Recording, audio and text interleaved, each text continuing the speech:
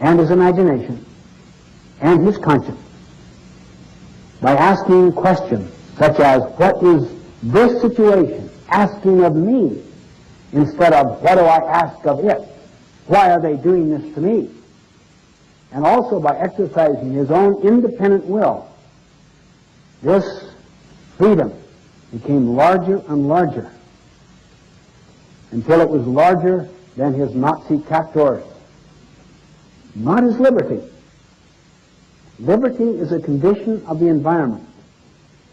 Liberty is a condition of the externals. Freedom is a condition of the person, of the internals.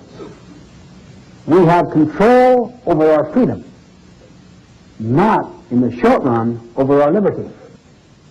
However, in many situations, not necessarily all, the more you control your freedom and expand and deepen it, eventually you will influence the liberty of your life, the options, the alternatives that are available to you.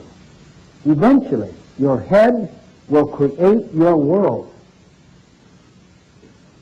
Your response to the stimulus will eventually influence the stimulus. And to some degree, he experienced that. He also had the hypothesis, or tried to look at the hypothesis. What enabled these people in the death camps to survive? Is it their survival skills? No. Is it their intelligence? No. Is it their health? No. Those things were eventually equalized, lost. Helped a little initially, but eventually they were gone. Is it their family structure? No.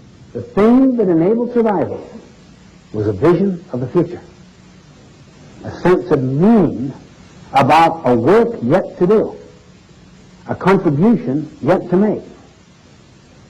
And this became the basis for his brilliant autobiographical account of these experiences called Man's Search for Meaning. Even a friend of his was so miserable he wanted to commit suicide, and Frankel pressed him, "Why don't you?" He said, "Because if I predeceased my wife, it would make her so unhappy and miserable, and I love her so."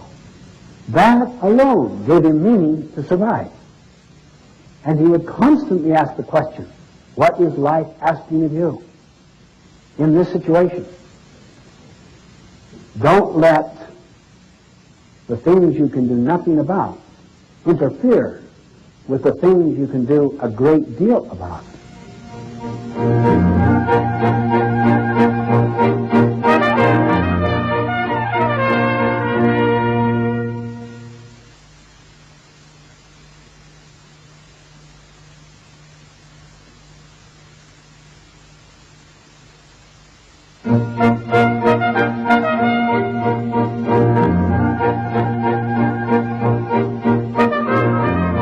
One time, my brother and I were going down a canyon road with a cousin. He was chopping wood, had this axe. There was a rattler. Started chasing it. Started chopping at it. Eventually cut it in two. The front bit him right here, at the crook between the forefinger and the thumb. So many ways he could have responded. He could have chased that poisonous snake and driven the poison to the heart. He was smart, quick, proactive, subordinated feelings to values, got the blood out as fast as he could. Many people get hurt by someone. It does hurt them. But the real injury is going after the person, going after the snake. That's what drives the poison to the heart. It's not what people do to us that hurts us in the most fundamental sense. It's our chosen response to what they do to us that hurts us. Reactive people want to get back. They want to get even. They gather people around them that massage their heart and validate them and give them additional evidence to justify them and to condemn someone else out there who has done this injury. A lot of people gather together daily and confess the sins of their bosses. It becomes the fabric, the content of the coffee break and the lunch. Highly reactive. Proactive people learn to get the poison out and to move on. To forgive, to forget. Resentment means to live it again and again and again, and to fester, feed upon it. The net effect is to get filled with negative energy, to polarize, to seek self-justification, to look for data. That which we want to believe can easily be supported by data. The way you interpret data, as Eleanor Roosevelt put it, nothing can make you feel inferior without your consent.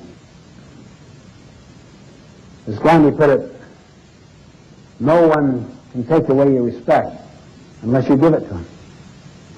Proactive people who act on the basis of their values, their purposes, their vision, don't give their power away, their freedom, their power to choose, to other people's weaknesses. We simply must never build our emotional life around the weaknesses of other people. Otherwise, we disempower ourselves and empower their weaknesses to continue to mess our life up. This is heavy-duty stuff, particularly for people that have had years and years of explaining away their misery in the name of somebody else. One time, a woman stood up in the middle of a group like this and started to give a speech on her own, spontaneously. And then she sensed the inappropriateness